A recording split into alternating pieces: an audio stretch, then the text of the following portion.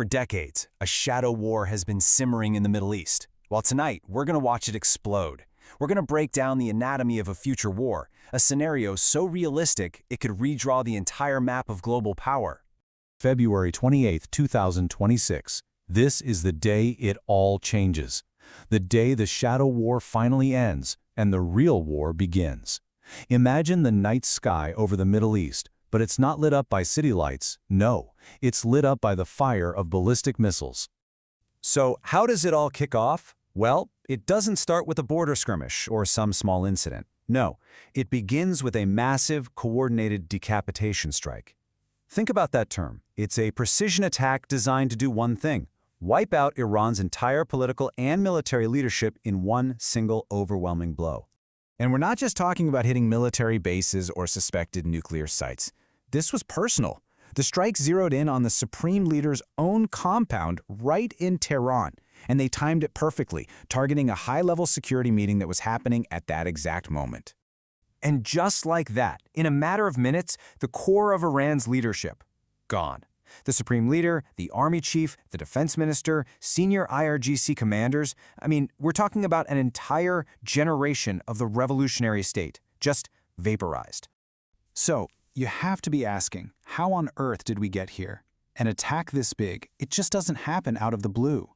This was the violent end to years and years of simmering tensions, all driven by a nuclear standoff and a regime that was already cracking under its own weight. You know, the main driver here was the nuclear issue. By the end of 2025, the intelligence coming out was stark. The consensus was that a nuclear-armed Iran wasn't some far-off possibility anymore. No, it was an imminent threat. At that point, the window for any kind of diplomatic solution, it had basically slammed shut. And at the same time, you have to look at what was happening inside Iran. The country was a pressure cooker just about to explode. We're talking crippling inflation, massive nationwide protests being met with lethal force, a currency in total freefall. The country was already on the brink of collapse long before a single missile even fell. So, faced with this decapitation strike, did Iran fold? No way. It escalated. With its top leadership in chaos, the remaining commanders launched their only play. They decided to regionalize the conflict. The thinking was pretty brutal. If Iran is going to burn, then we're dragging the entire Middle East into the fire with us. And what followed was an absolute firestorm. Tehran unleashed hundreds of missiles and drones that just screamed across the region. And they weren't just targeting military bases. Oh no. They went for the economic hearts of their neighbors. We're talking population centers in Israel, Dubai's international airport, Saudi oil facilities. Everything became a target in a massive campaign of pure chaos. See, this wasn't about winning some conventional military battle. They knew they couldn't. The real goal was to inflict so much catastrophic economic and psychological pain that the US and its allies would have no choice but to back down. Okay, so the explosions lighting up the Gulf, that was just the epicenter of the earthquake. The real shockwaves, those were about to be felt in your wallet and on stock markets thousands of miles away. So what was Iran's first major move? They went right for the world's energy jugular, the Strait of Hormuz. By choking that off, they effectively cut off 20%, 1/5 of the entire planet's oil and natural gas supply. And just like that, you have an instant, severe global energy crisis. The result? Well, it was the largest single oil supply shock in history. Brent crude just skyrocketed past $110 a barrel. And here in the US, average gas prices surged. That's how you bring the cost of a distant war right home to consumers, everywhere. So you see, this wasn't some distant conflict with costs you could just contain over there. This became a direct threat to the global economy. We're talking about something that could trigger a worldwide recession and make that fight against inflation, well, nearly impossible for every single major nation. But what about the Iranian civilians caught in the middle? For them, this war became a nightmare fought on two fronts. The first front was external, a massive humanitarian catastrophe. You had toxic black rain from burning oil facilities literally choking Tehran.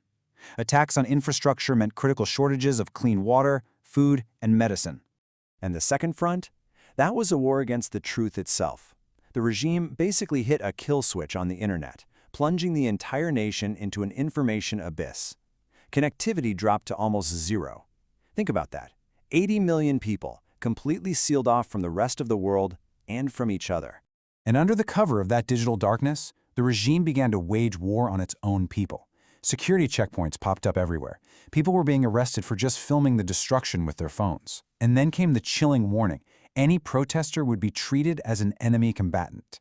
So after the initial shock and awe of this campaign starts to fade, a new, unsettling reality begins to set in. The hot war might be over, but the future of Iran, and really the stability of the entire region, is now more uncertain than it has ever been. And right in the middle of all this chaos, a new leader is installed. And who is it? Mojtaba Khamenei, the son of the assassinated supreme leader. Now, this was a huge deal. It was basically a hereditary succession which completely shatters tradition. He doesn't have his father's religious authority, and pretty much everyone sees him as being completely dependent on the IRG's hardliners just to hold on to power. So here's the irony. The whole point of the decapitation strike was to get rid of the old guard, but it actually failed.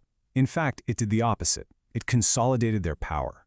The new leadership is now even more dominated by the military, more securitized, and you can bet they're going to pursue an even more confrontational foreign policy. So the shadow war is over. That much is true. But a new, and you could argue, much more dangerous chapter has just begun.